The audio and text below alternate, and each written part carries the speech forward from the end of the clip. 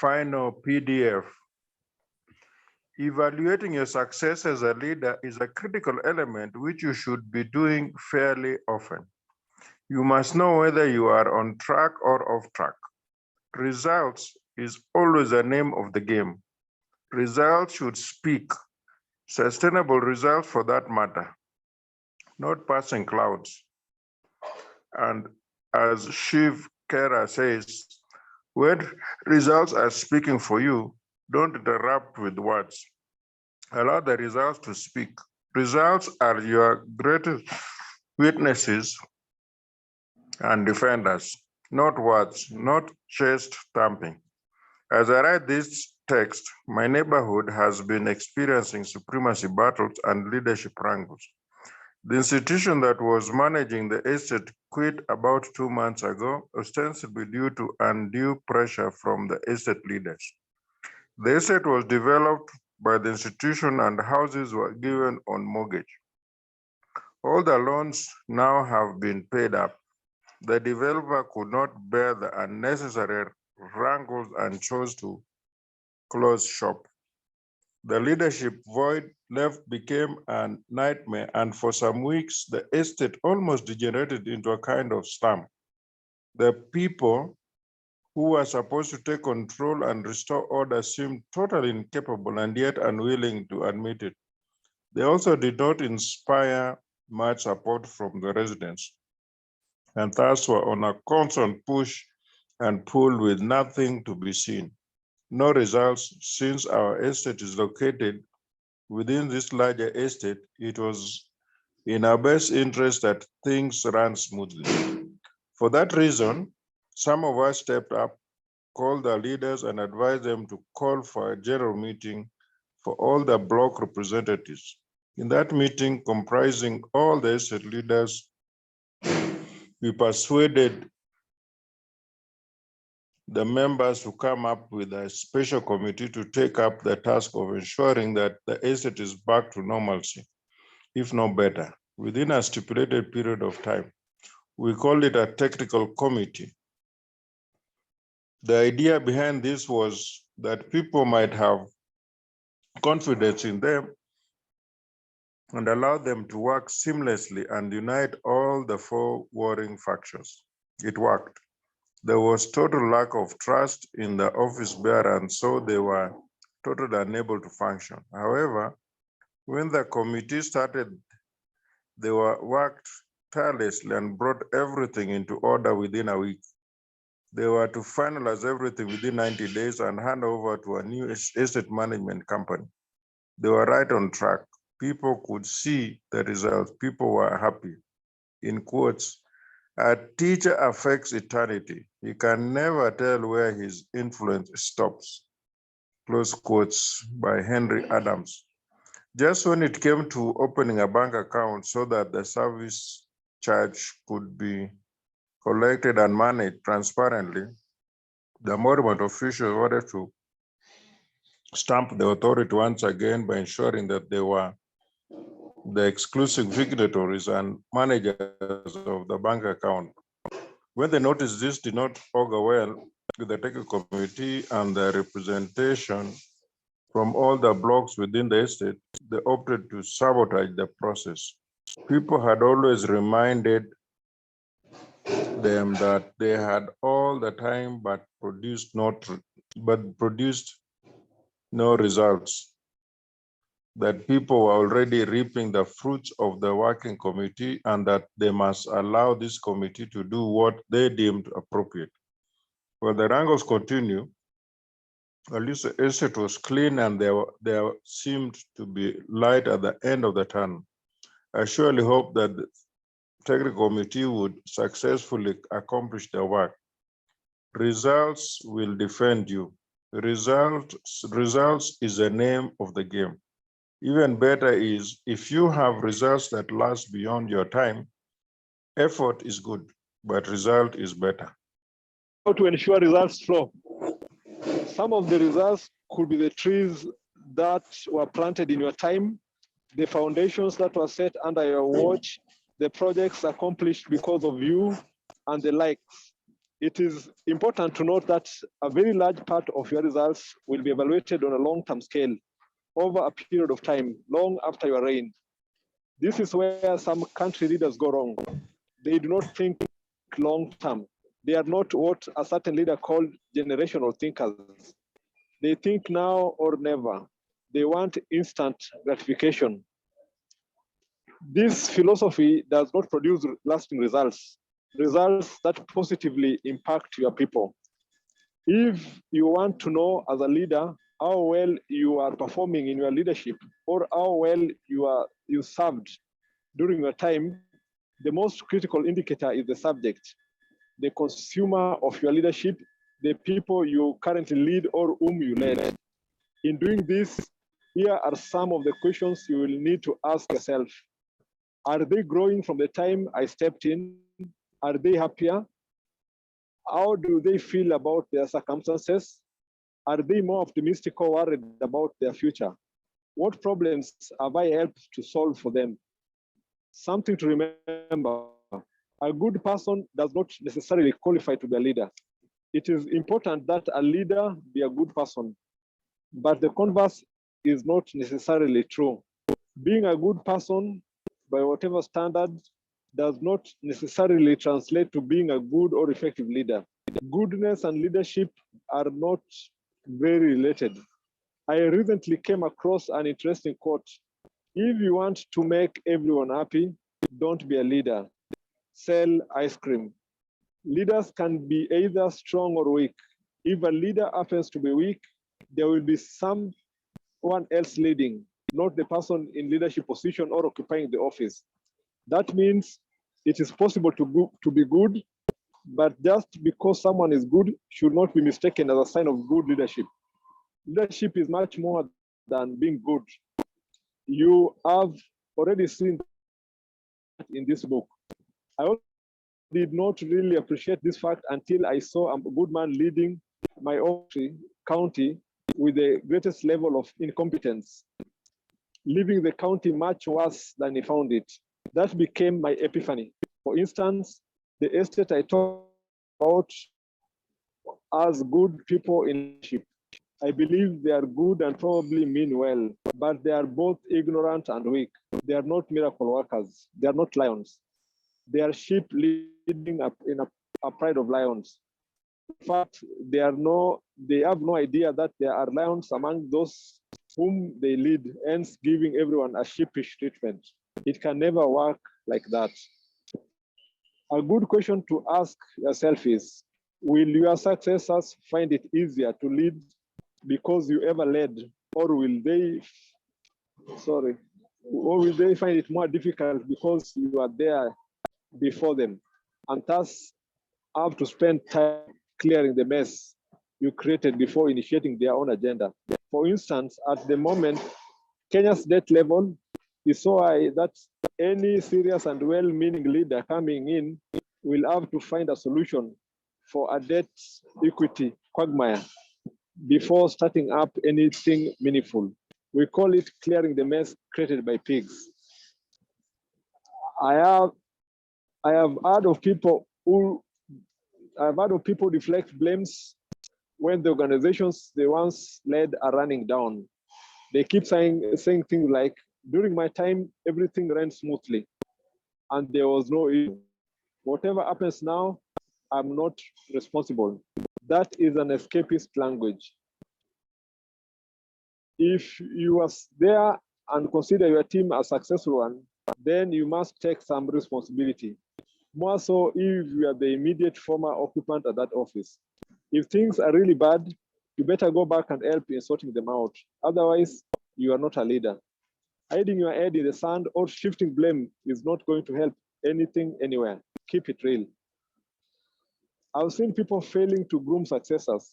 It is very disappointing. It shows recklessness and the highest levels of irresponsibility. They do not know that a successful successor is the success of the predecessor. They have no clue about long-term effect of their decisions and activities. Ensuring that your results keep flowing involves ensuring that capable people take over from where you left, nothing less. Thank you very much. That was beautiful. That was very beautiful. Yeah. So we can pick it from there to reflect, take a reflection. Welcome all the people who've joined. I hope you got the reading. So let's share who wants to go first. How can you know you're a sheep leading wolves? You know what you said over there? I think I got stuck there and wondering, how would one know that they are leading a pride of lions?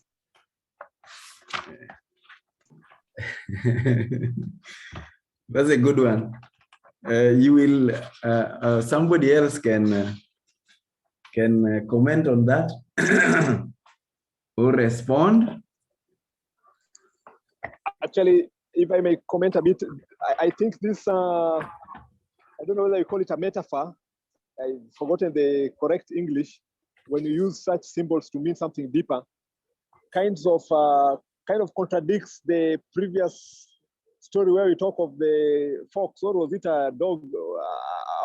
I think a carnivore that pretended that got inside the sheep. I don't know whether we talked about it inside here. So in that particular instance, we saw that there's a sheep that they invited a fox inside them, and or where was that? I don't know whether it was here.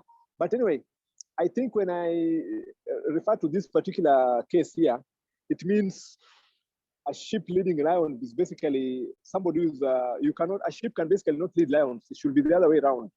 Or sheep can lead other sheep, but not lions, in the sense that they might not have the strength and the ability to lead that particular group. But again, what inspired me in this particular discussion today is that quote, that a teacher affects eternity. And I realize that sometimes what this is saying, that you can do something. I know that sometimes we are required to show results within a short time, maybe 1 week, 1 month, or 1 year, or even 2 years. But sometimes our results might not be forthcoming. Maybe even it can be even there 10 years after you left. And I'm saying this because the other time I met another person who first taught me about, I think, child rights. So I met with her. She's the one who did for us a workshop the very first time I got to know about child rights and this UN convention. And then I met with her 10 years later. And I told her that, you're the one who taught me these things the very first time. And she was so inspired. So in other words, what I'm trying to say, that whatever we're doing now, okay, it ought to bring results. But sometimes the impact might not come out immediately now. It might even be there several years after you left. So that is what I wanted to comment on, that particular quote, that a teacher affects eternity. Thank you very much. Thank you. Thank you very much. I love that. But we did not discuss that particular example here. Maybe you will share it with us at some point. But it wasn't here. I know the one we discussed was this one for porcupine or scorpion. Scorpion asking a frog to take him across a stream. And the frog is hesitant, but then he persists and says, I can't harm you because if I do, I would sink. I would die with you. And ultimately, he does the very same thing he promised not to. And we were discussing that with respect to character. Character is a different issue. So that example you brought seems to be quite an insightful one. You will also share it with us. So thank you for expounding on the same. Somebody else would like to comment on what Elsie asked, or generally what we've read about?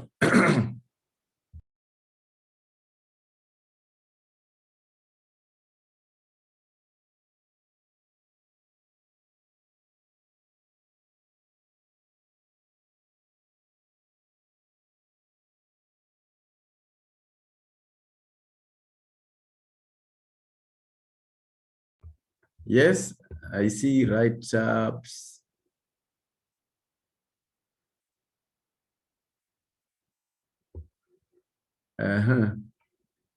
Leaves around. Okay. So nobody is inspired to say something. David, you can say something from the reading. You can listen to your thoughts.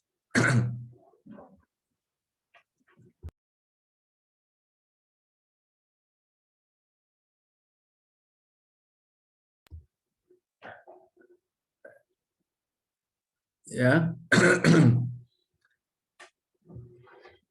There is that question about a sheep and a lion.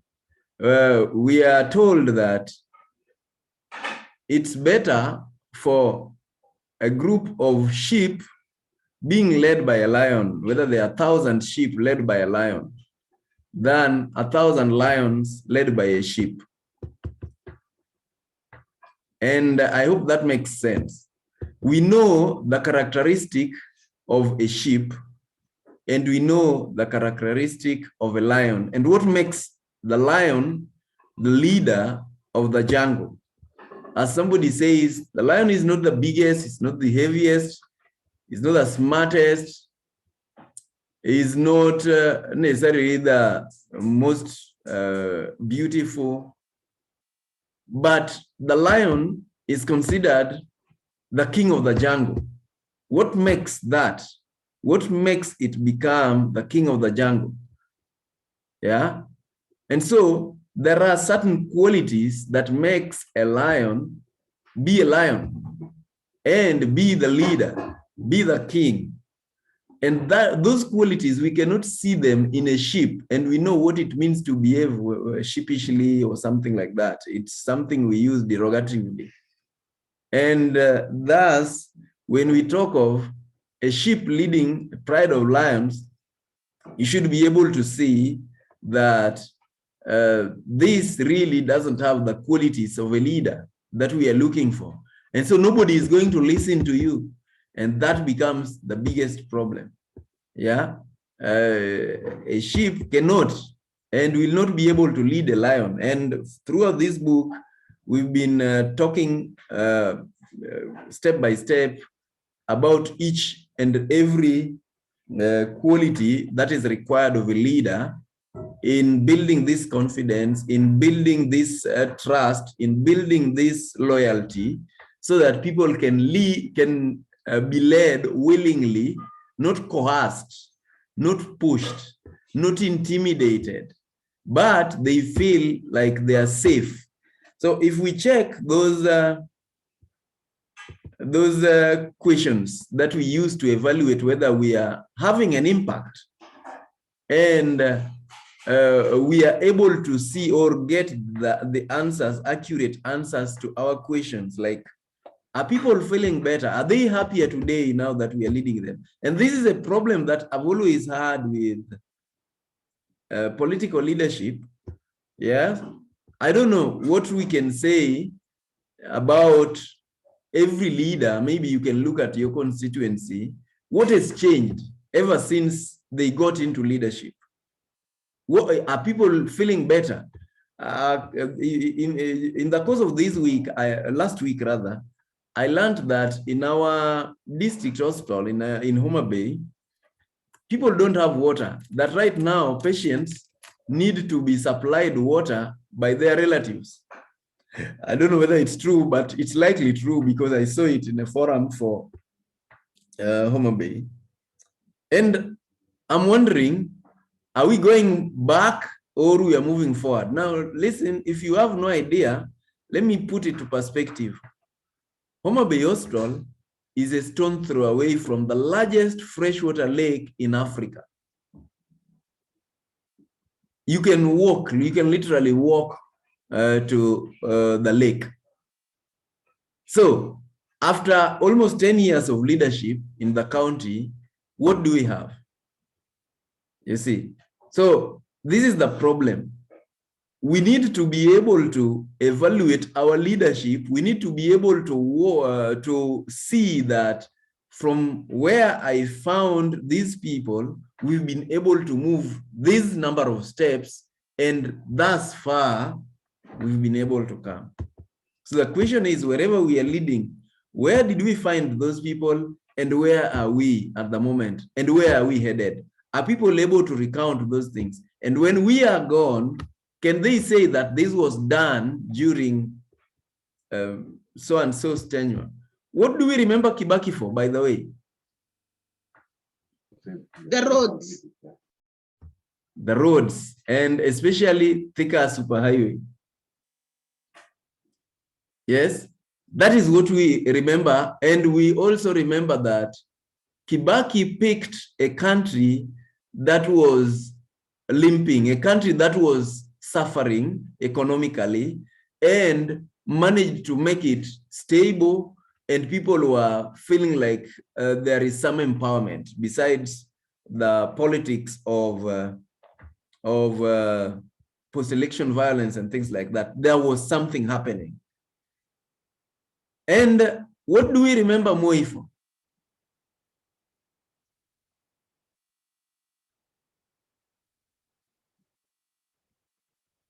Yes.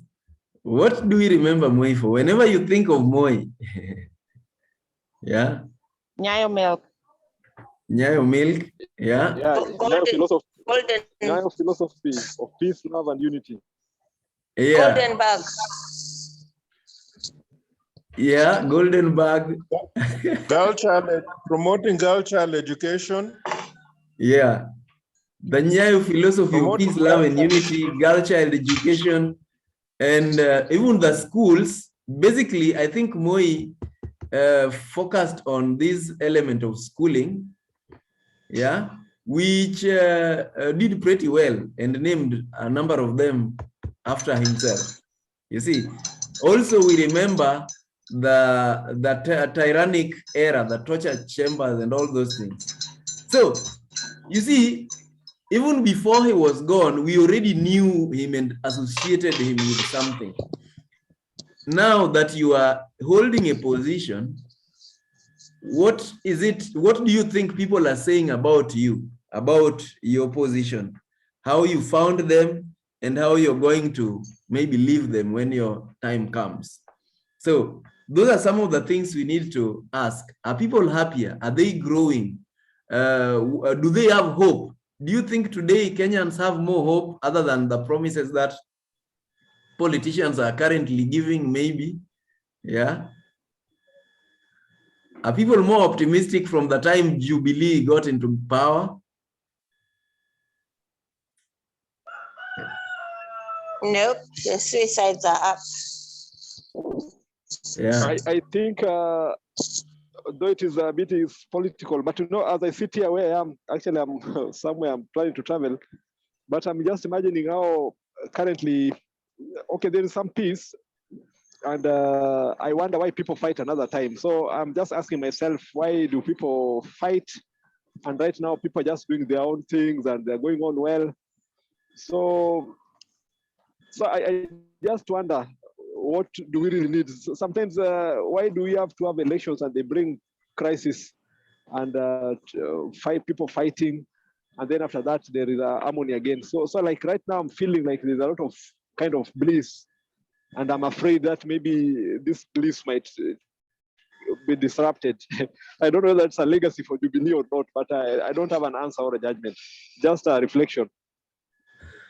No, post-election violence has been there almost every 5 years. And personally, my wish has always been that if there will be a president who will be there, even if it is for one term, but ensure that forever there will never be election violence again, by fixing the electoral system, that alone will be a good legacy to remember.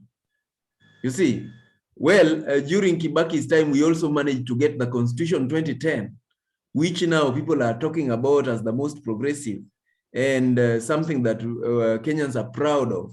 You see, so, and this constitution, people started discussing them in, I think, in the 80s. It finally bore fruit in Kibaki's time.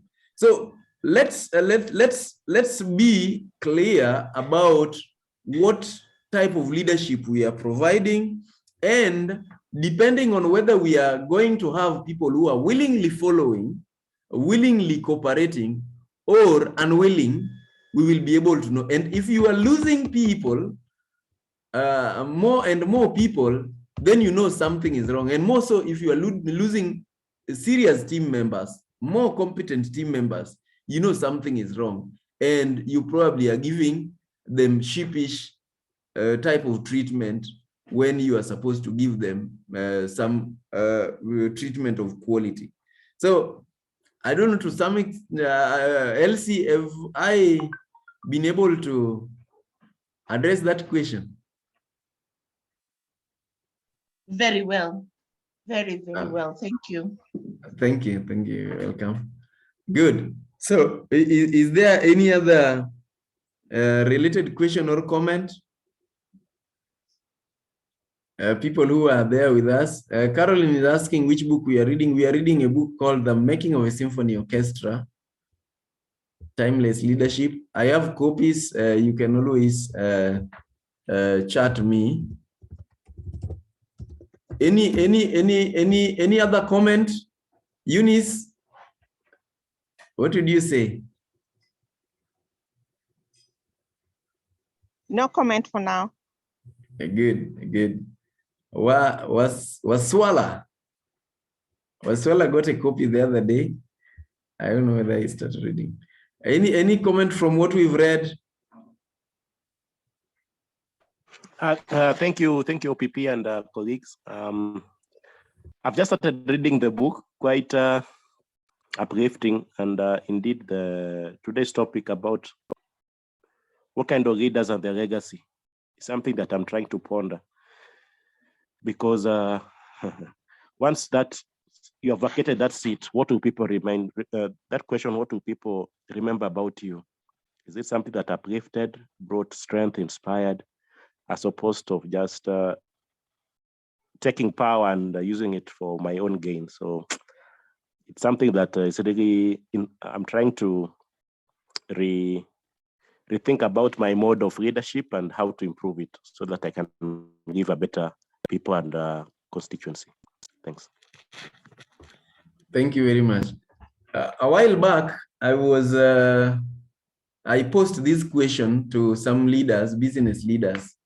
If your people were to give you election, you were to elect you every month or every quarter, yes, wherever you're working, that is not politics, do you think they would re-elect you? Yes. Will they be happy? And this one has nothing to do with good leadership stroke, a good person stroke, good leader. Maybe we can comment on that. Are we able to distinguish between a good person and a good leader, and are we able to see where we need to put the boundaries? Yeah, have we mistaken a good person for a good leader? Yes, Aloysius. Okay, thank you, Paul Peter. There is a quote they have read today, and it made me more happier, that if you want to make everyone happy, don't be a leader, but sell the ice cream. So that one does not really literally mean that leaders don't make people happy, because we had other questions that they led, that if you join, maybe a company, you ask yourself these questions: are they growing? Are they happier? Do they have the future? Have you solved their problem? What does it mean? Here we need at least to have a leadership character, qualities of a good leader, no? You need to make people happy, but it does not mean that you do things which are not in order to make them happy. You do the right things, but you follow their pace. You work according to their pace. Like, don't really segregate them, don't abuse them, don't beat up them, but you work with them in the right way, but do the right thing in a good. For example, you talked about the lion. You see, the lion, as you said, it's not big, but it has the leadership characters. You know, when it is in an area, all the animals try to go far a bit. Why? Because it assumes its leadership. It knows that I'm the leader, no? So what I could have said is I've write that this quote, but we should always try to make them happy, but not doing the things out of order. Thank you very much. Thank you very much, Aloysius. Actually, what we mean is you cannot make everyone happy, because most times some of the decisions you will make, some people will be very unhappy with them. And more so because they are touching on their personal benefits. For example, take in Kenya, we have corruption that is known. The moment the president starts cracking the whip, you all know that some people start making noise. Why? They will not be happy. The majority will be happy because this trickles down to the citizens. But some people will see the president as their enemy. Take another example, the forests that we are talking about, the forests that we've been talking about, climate change and things like that. People are settling in the reserved areas, and you want to make everyone happy, you want to make them happy, you will allow them to encroach into the forests, and that impacts into weather patterns and climate and everything else. When you are making leadership decisions, you will make decisions that sometimes are not even comfortable for yourself. But the question is, are they for the common good? And not long ago, I was trying to define what is common good.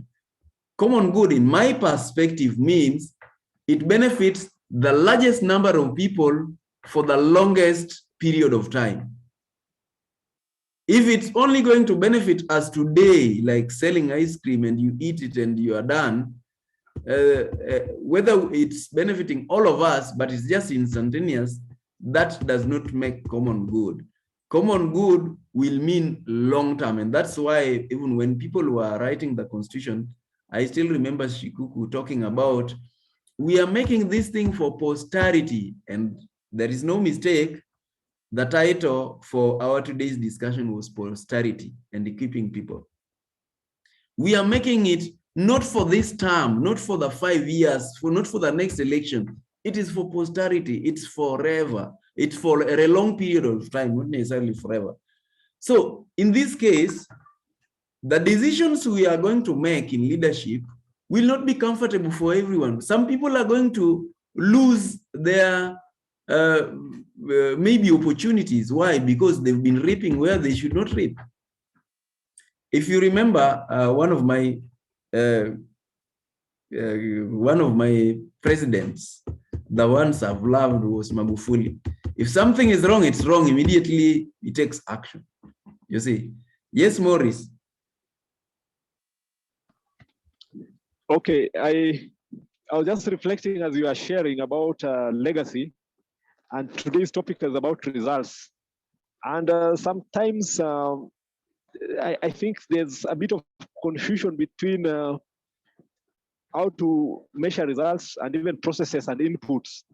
Because there are times where, as a leader, maybe you are laying the foundation or you are putting together processes that will create a longer term impact.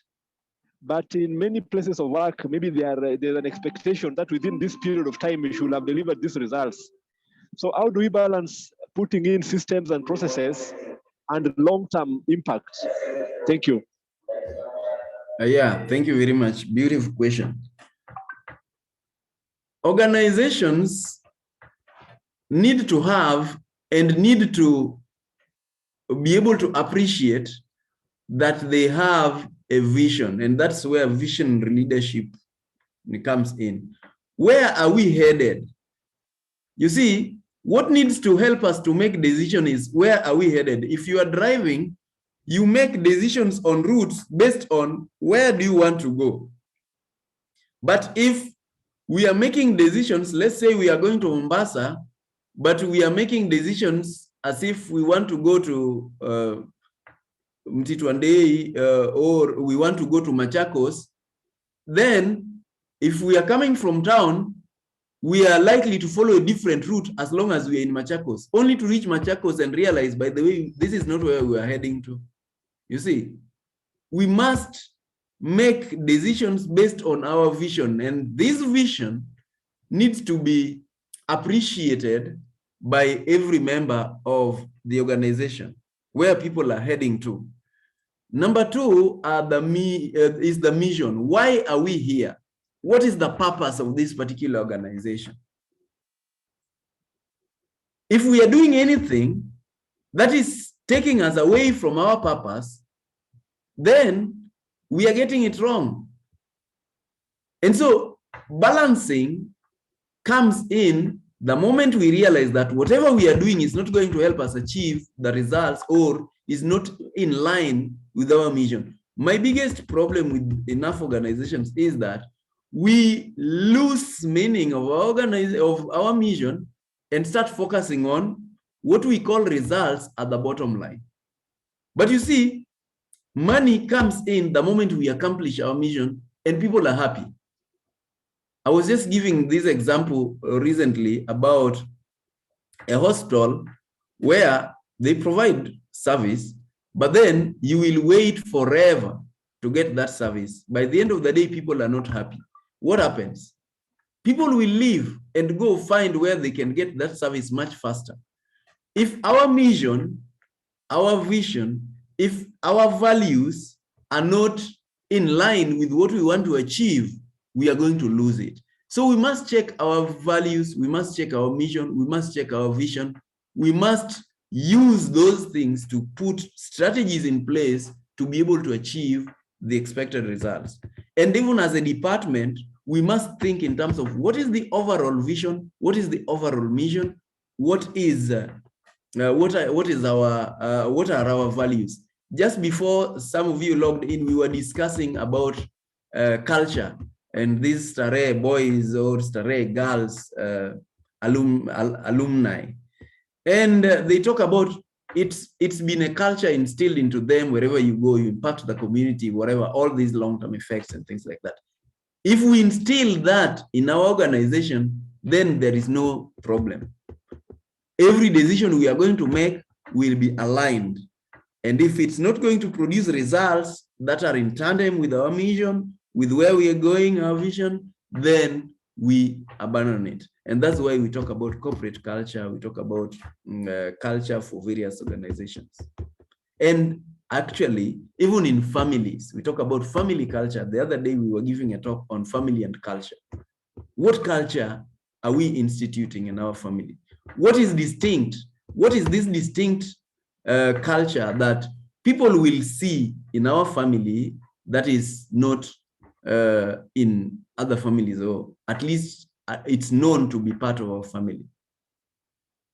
Maurice, what do you say?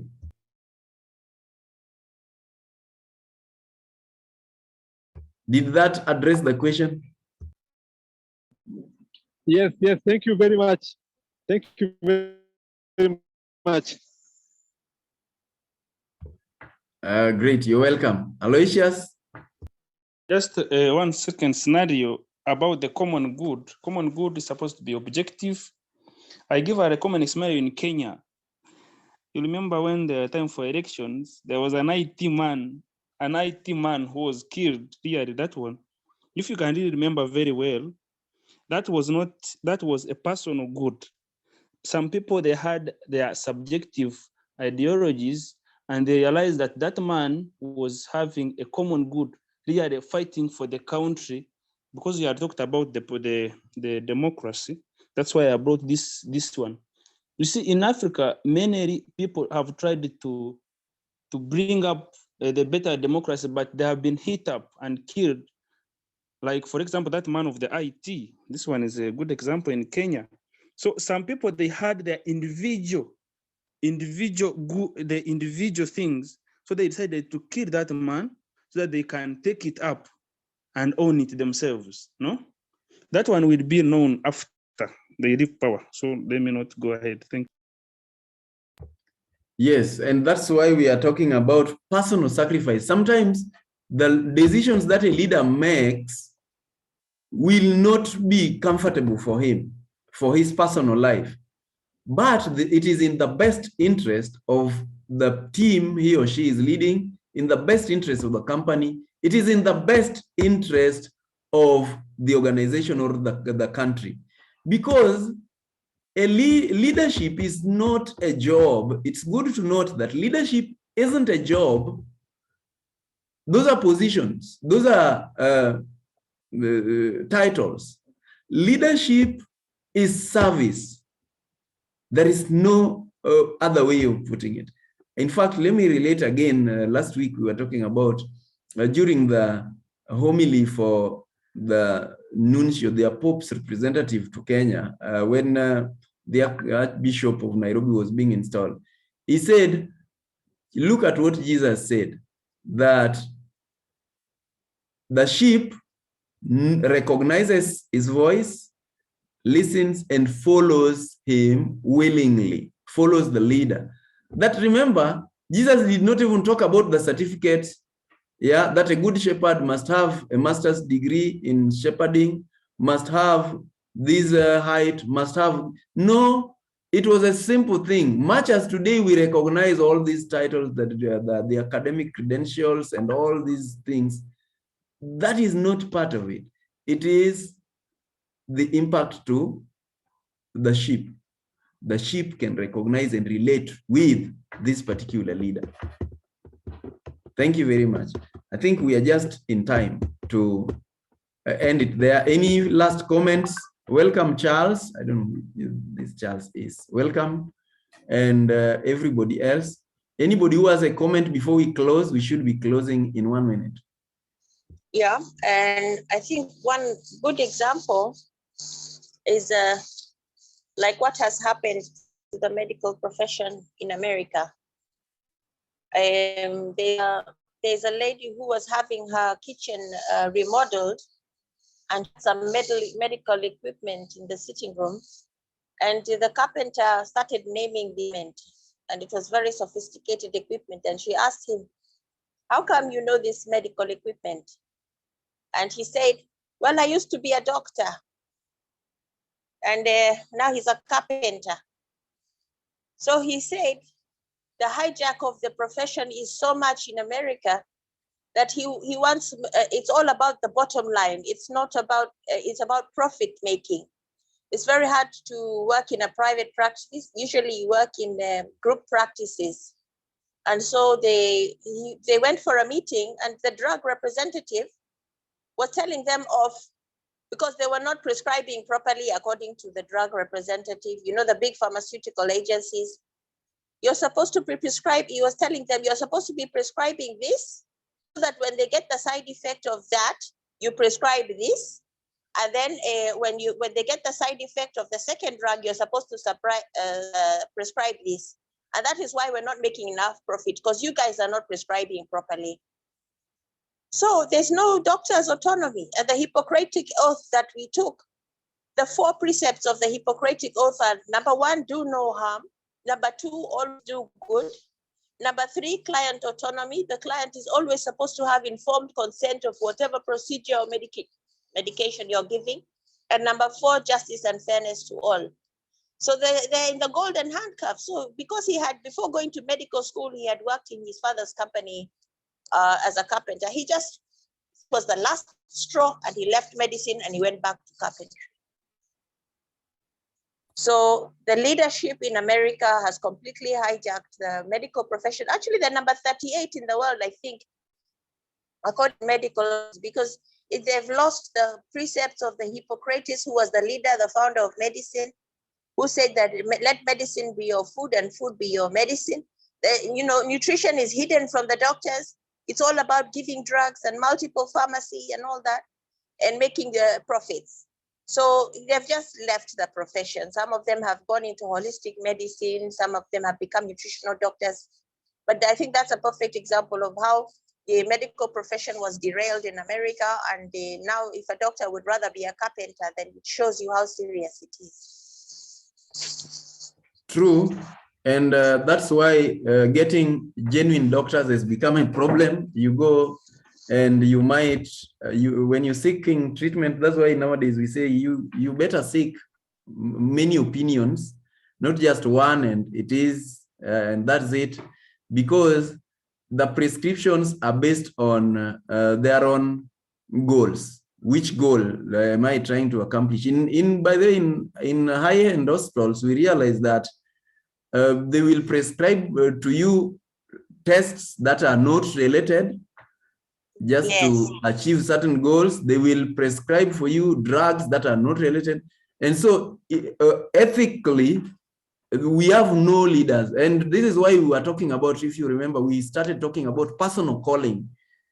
If you are personally feeling called into that particular field to participate and grow and become a tree that provides shade for others, then you will not go against your calling. You will not start focusing on profit, but rather on fulfillment.